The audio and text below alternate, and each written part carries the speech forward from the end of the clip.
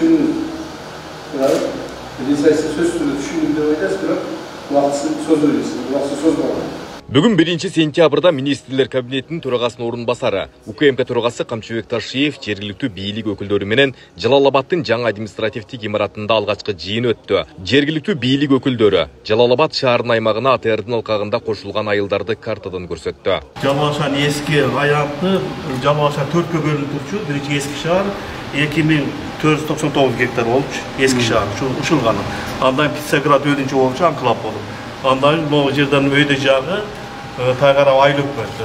Шаардын ортосу Судак району жана Ташбулак айлып өттү, жана башка айлып өттү. Бөлүп турат. Шаар 4 бөлүнүп турчу да. Андан сырткары өйдө жакта не бар? Жана Кызыл суу, Тогул суу айлып өттү. Айылы бар. Анан жаңген планда Ташбулак айлып өттү, толугу менен кошту. Бөрөс айлып өттү, Барп айлып өттү жерлерди алып шаардын ген планды шаарды бирдикке келтирдик да. Ортодо анклав жок, эч кандай анклав жок. Ошондо муну белгиленген чек аралардын баары мына шаардын азыркы белгиленген жаңы генерал планы. Бул Тагара айлып өттү, толугу менен кошулду. Анан Ташбулак айлып өттү. Ошондо шаар канча эсе көбөйдү? 4521 гектар кошулду. 13871 гектар азыркы аянты. 4521. 4,5 гектар кошулду. 4,5 кошулду. Ошондо азыр канча болуп калды? 13781. 13781. 24.000. Мен башчы башчылар. Так, эми детальный проектирование барбы жокпу мына ичинде? Детальный проектирование эми кийинки этап болуш керек. Азыр ага акча каражаты проектинстан болгон жок.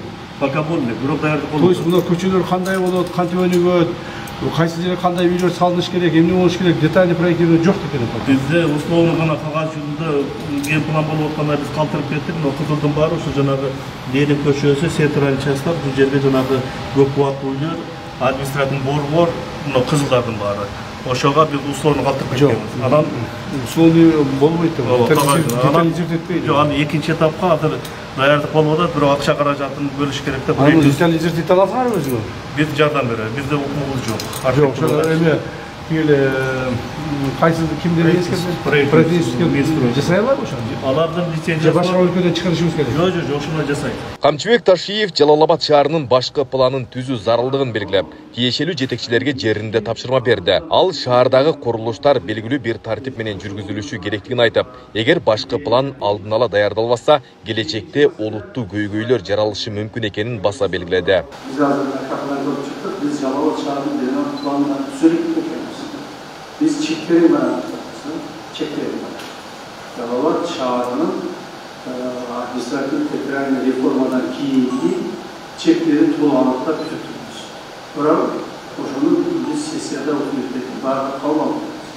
Ал эми ички деталдуу генералдык планын түзөлөбүз. Ал жок экен. Азыр бүгүнкү күндө курулуп аткан курулуш, жол, жана башкалардын баардыгы ыңгайлуулукка карап эле куруп кетип атабыз да. Бул демек бул туура эмес.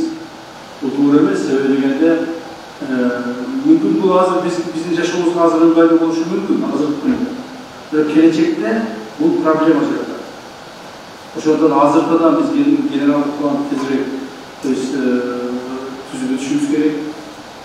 Ушул Жалал-Абад шаарынын генералдык планын түзүлүп, мындан аркы жүргүзүлүп аткан чоң курулуштар, жол, жана баардыгы ушул такталган генералдык пландын негизинде гана жүргүзүлүш керек.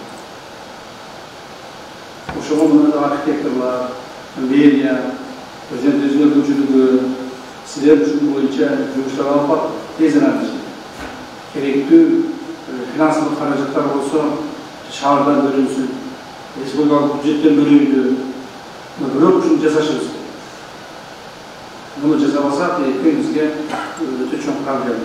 Жыйындын жүрүшүндө Жалал-Абад шаарына суу тартуу маселеси да көтөрүлдү. Шаар тургундарын таза суу жана чарбалык суу менен камсыз кылуу зарылдыгы белгиленди. Эмне кылсаң да, эмне жасасаң да суу болбосо, бул өтө кыйын экен. Жалал-Абад шаарынын көчө суулардын баардыгы скважиналар менен же болбосо водопроводдор менен карап турабыз. Ал эми шаарды суура турган, озеленение жасай турган, шаардагы көрүп бере турган чоң сууну тазалап бере турган. Ушул маселени тез арада чечкен.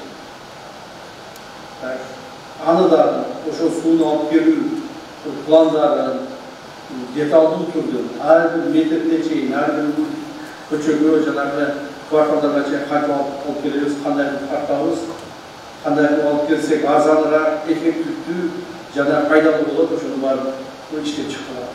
Тез арада ичинде. Еске салсақ, Жалал-Абад шаарындагы жаңы административдик имарат 30 августта президент Садыр Жапаровдун катышуусунда ачылган. Ал эми бүгүн 1 сентябрда ошол имаратта алгачкы жыйын өтүп, анда негизги маселе катары Жалал-Абад шаарынын башкы планы талкууланды. Тапшырмаларды тез арада аткаруу милдеттендирилди. Айбек Исабеков, Шайыр Заирбек уулу, Регион.